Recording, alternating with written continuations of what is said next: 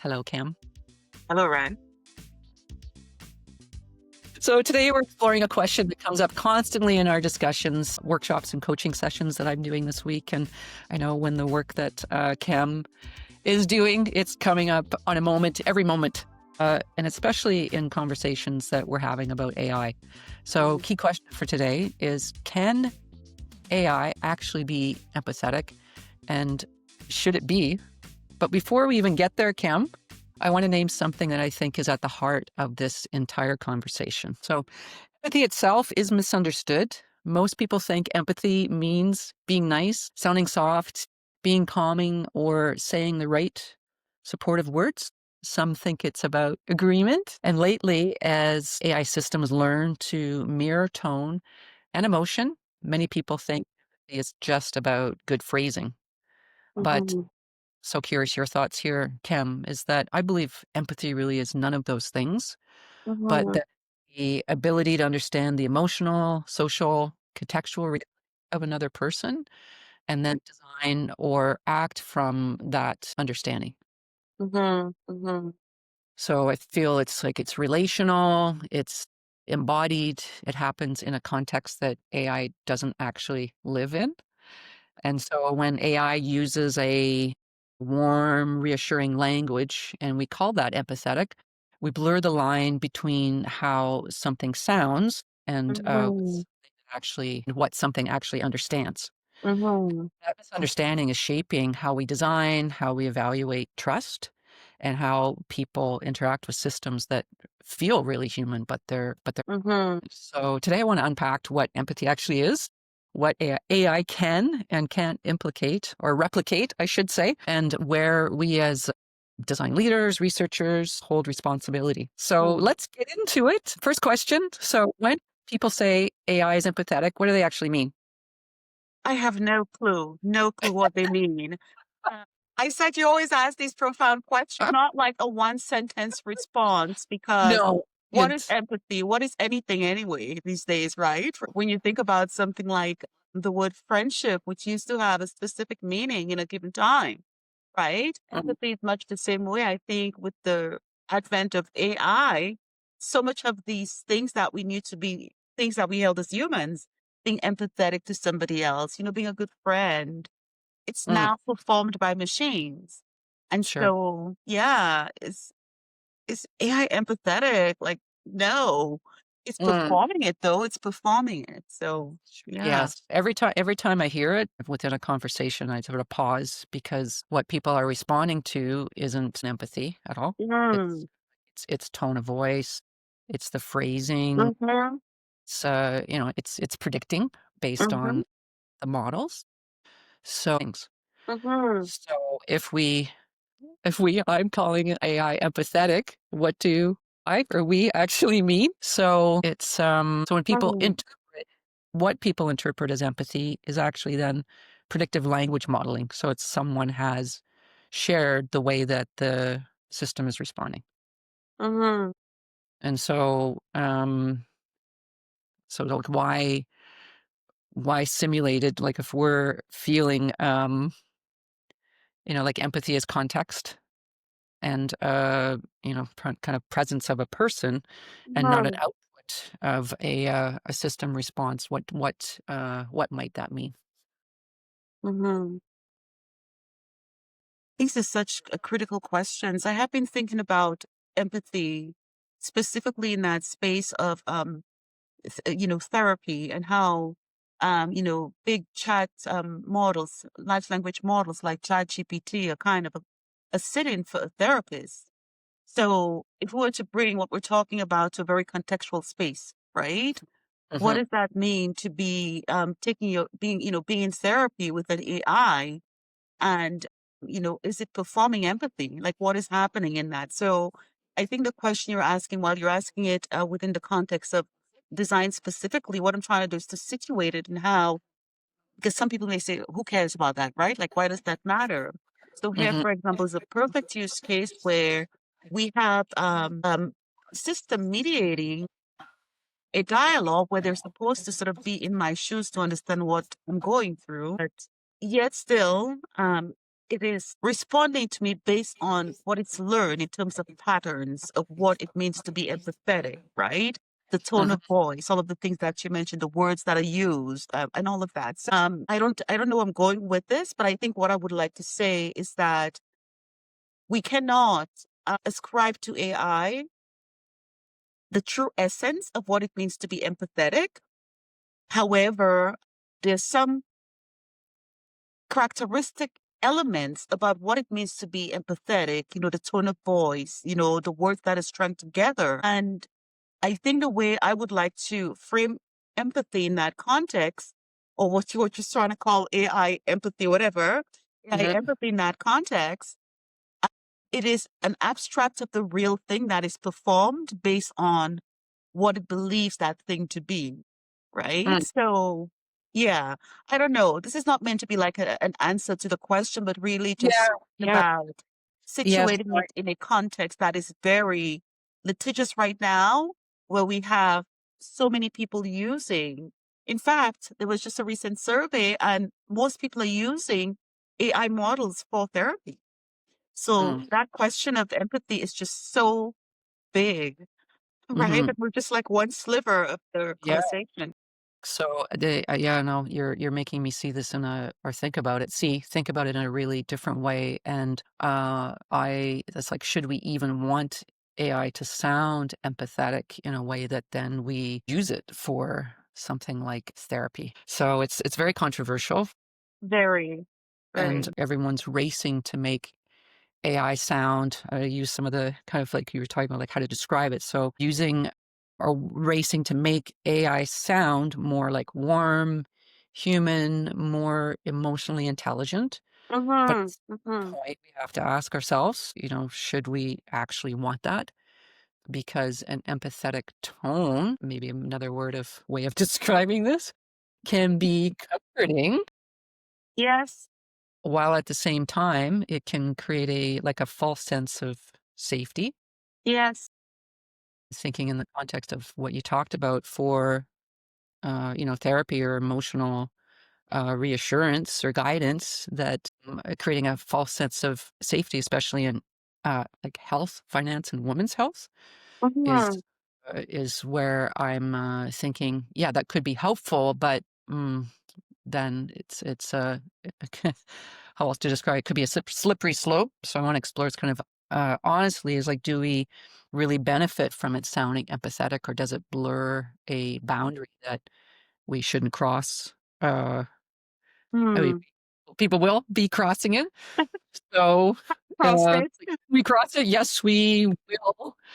But how do we do that in a way that an empathetic tone can help accessibility? It can create, while it also Yes, creates emotional dependence or false trust. yes, yes, yes. Wow, that you keep on unpacking like really big conversation. So I'm just thinking about, and I keep on saying this as a footnote, artificial intelligence as a tool, it's neither Hmm. bad nor is it good, but it's what we do with it, right?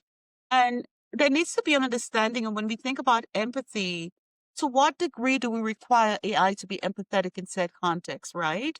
So Hmm. in a space like therapy, it needs to have some deep level of empathy that requires human oversight, because you don't just port something that can lead to potential harm of somebody to say, hey, let AI take up the therapy. But I Hmm. think about empathy in a different context. So I have actually used artificial intelligence where I have been perhaps handed a course last minute to teach. And I'm just like, oh my gosh, I have never actually taught this course before. But I need this to be my own. How do I Yes. actually deal with that? That is a moment where I have seen large language models come through and understanding the contextual situation that I'm in and performing some degree of empathy that leads to an optimal, an output, i.e. a Mm. syllabus, right? And so Yep. I think the question you're asking, you just made me start thinking about something else that we need to ascertain. I think from a design perspective, what is the depth of empathy that is required and in what context before we can say, okay, this is a case where AI's performance of empathy is at a 10 versus where AI in said context performance of empathy does not Mhm. meet the bar, right? So I think as I'm sitting there thinking, yeah, empathy, just whatever. But as we unpack the layers of the conversation, I think this is perhaps the conversation we need to have right now, especially around the fact that we're finding out that artificial intelligence, ChatGPT, is the biggest therapist there is in the world, right? Mhm. So yeah, I'm just thinking about that. I'm just taking in the conversation as well to all the thoughts that you have, because I have to, in my mind's eye, contextualize it in along the continuum of risk, right? Like, what is the risk that the idea of empathy by artificial intelligence is allowing when we say, okay, this machine is empathetic enough? Mhm. Yeah, empathetic enough. It's like, What does that mean? what does that mean based on, I guess, information that it's learned from or pulling from to then provide the provide the support.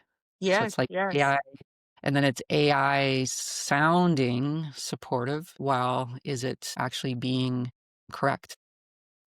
Mm-hmm. Certainly a responsibility. As you were talking about it, I was thinking, oh, is AI then empathy, is that become almost like an AI feature?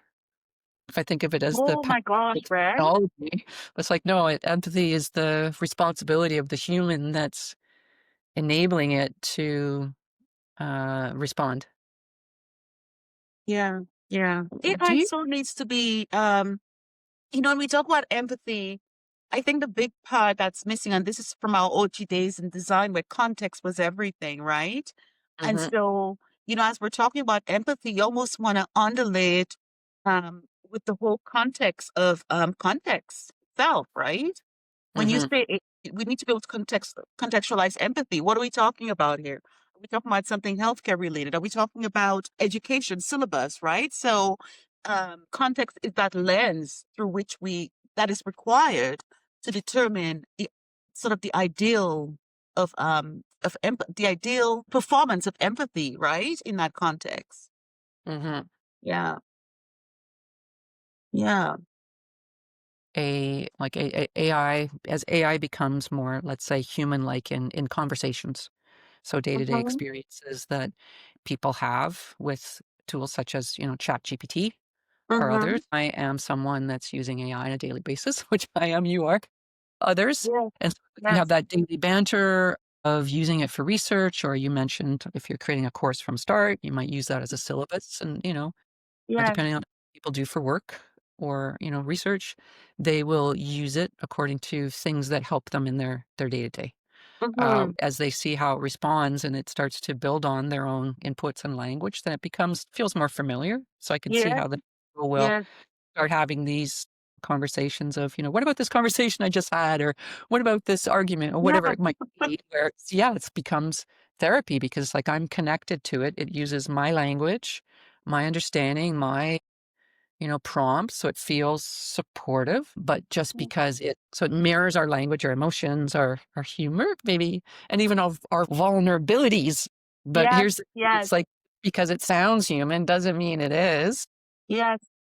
And that gap or that illusion it creates some new level of responsibility for people like ourselves, our peers, and those in this industry that are looking to make impact. So Mhm, what do you believe, mhm. like, what do responsibilities do those that are designing it carry? Oh my gosh. It is so very interesting that you asked this question because I'm just working on a program for what it means to practice as a designer post the era where the graphical user interface itself was the focus, right? And so what does that mean? Like, what does responsible AI ask? So I think the question you're asking is one that already has perhaps have already been trademarked by some people, and that is the whole idea of responsible AI. And Mm, so, what does that mean? Right? I don't know what that means.